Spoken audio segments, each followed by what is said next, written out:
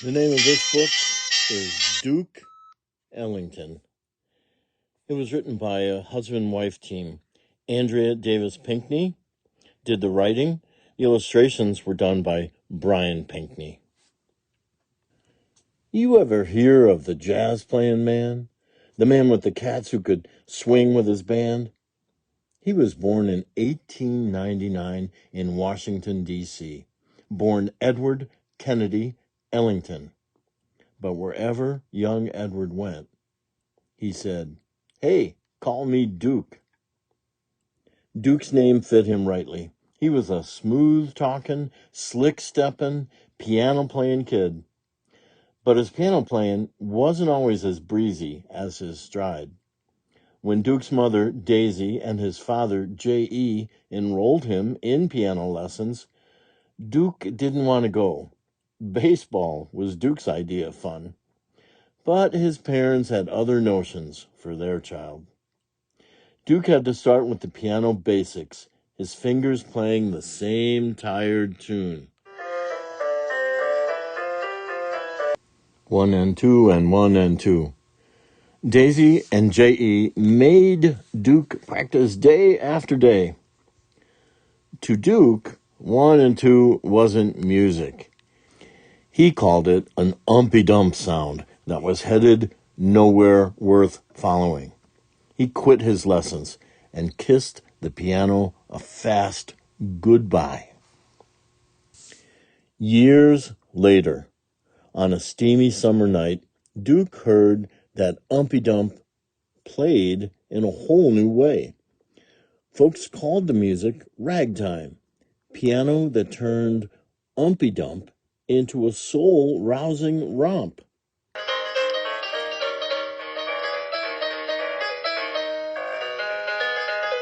The ragtime music set Duke's fingers to wiggling.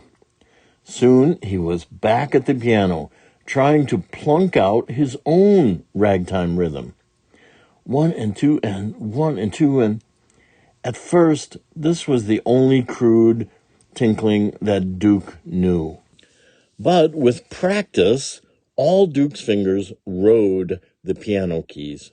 Duke started to play his own made-up melodies, whole notes, chords, sharps, and flats, left-handed hops and right-handed slides. Believe it, man, Duke taught himself to press on the pearlies like nobody else could. His 1 and 2 umpy-dump became a thing of the past. Now, playing the piano was Duke's all-time love.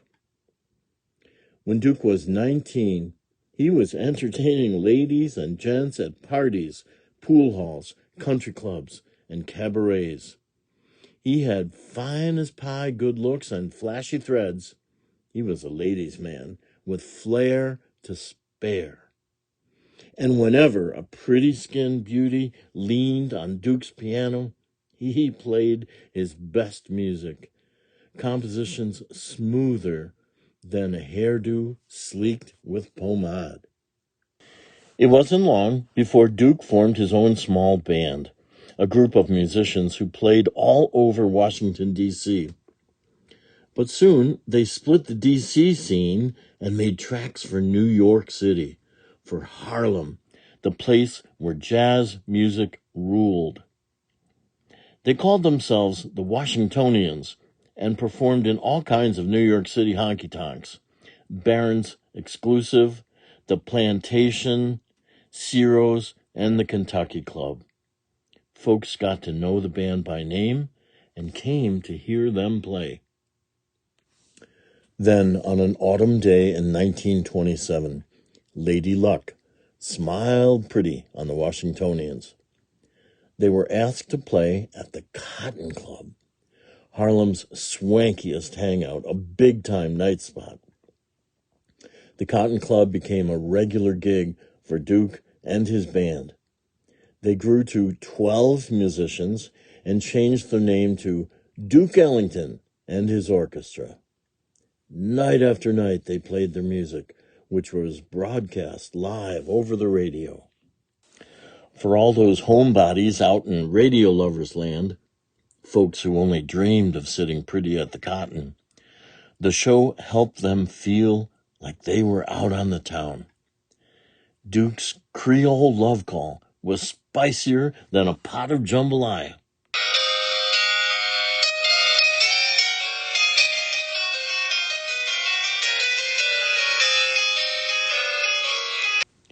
His Mood Indigo was a musical stream that swelled over the airwaves.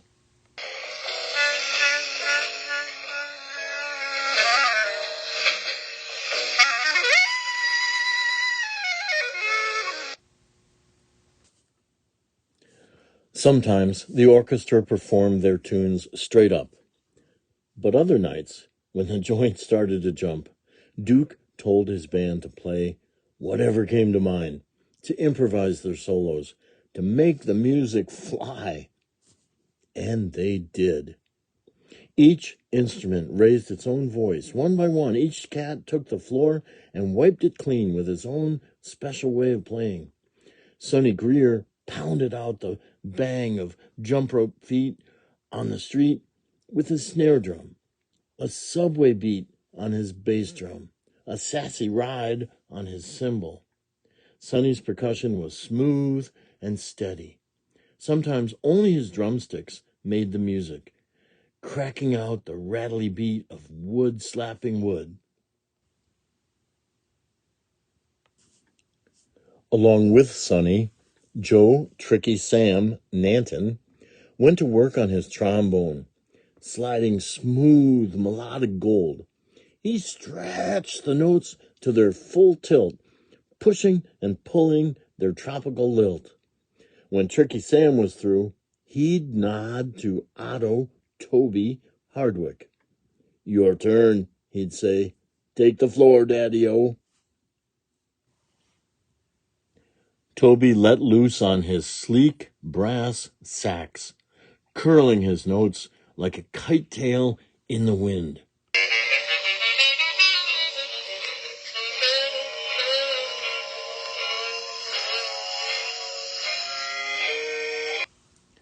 A musical loop-de-loop with a serious twist.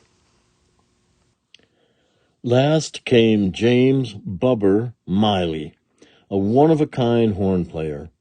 He could make his trumpet wail like a man whose blues were deeper than the deep blue sea.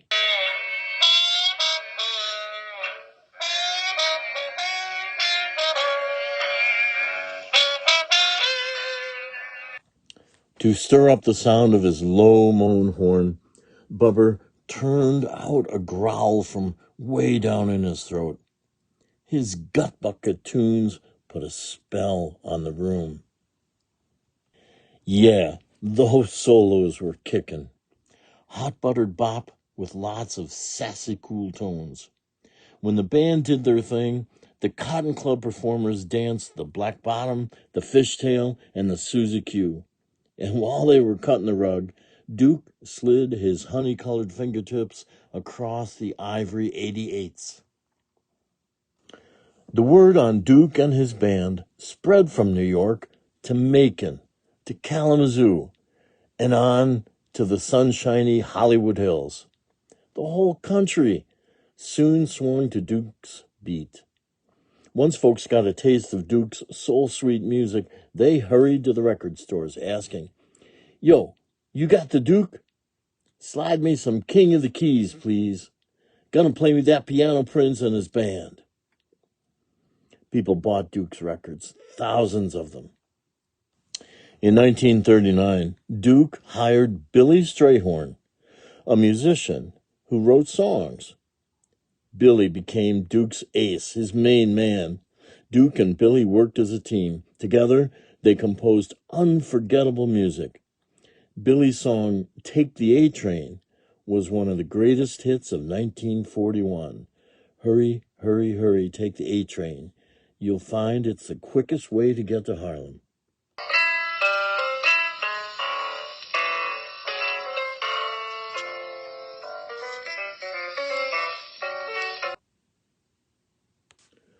With the tunes that he and Billy wrote, Duke painted colors with his band's sound. He could swirl the butterscotch tones of Tricky Sam's horn with the silver notes of the alto saxophones. And ooh, those clarinets. Duke could blend their red-hot blips with a purple dash of brass from the trumpet section. In time, folks said Duke Ellington's real instrument wasn't his piano at all. It was his orchestra. Most people called his music jazz, but Duke called it the music of my people. And to celebrate the history of African American people, Duke composed a special suite he called Black, Brown, and Beige, a suite that rocked the bosom and lifted the soul. Black, Brown, and Beige sang the glories of dark skin, the pride of African heritage, and the triumphs of black people from the days of slavery to years of civil rights struggle.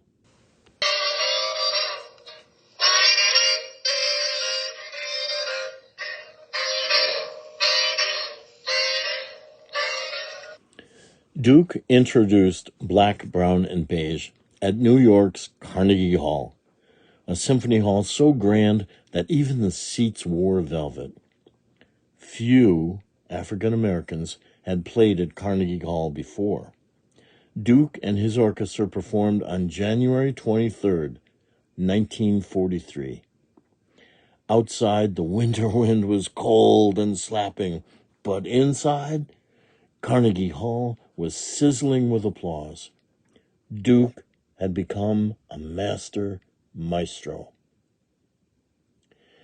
Because of Duke's genius, his orchestra now had a musical mix like no other.